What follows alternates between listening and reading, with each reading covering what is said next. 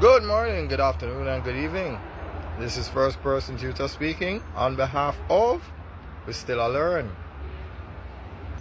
Now, this would be the coordinates game. Every time we point to a square, we should be able to say what that coordinate is. So the game goes something like this: A5, E3, D7, H2, G4, and we can do this over and over again. Well, over and over again. So if we know our coordinates without the pieces on the board, then the next step will be to put the pieces on the board.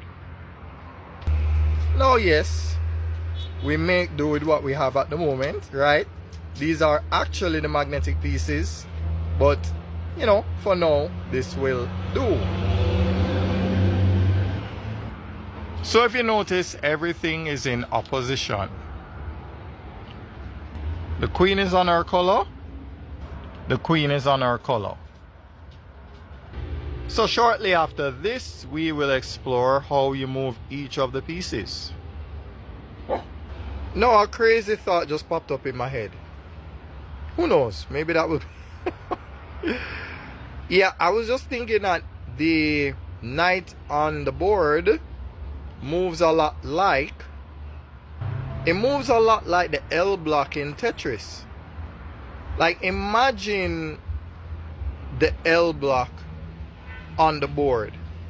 Where would you put the knight if you were moving like the L block? You might move it right there, or you could move it right there. But what if we wanted to move from there in an L block? We could go right there, or we could go right there. Now let's go back to where we came from.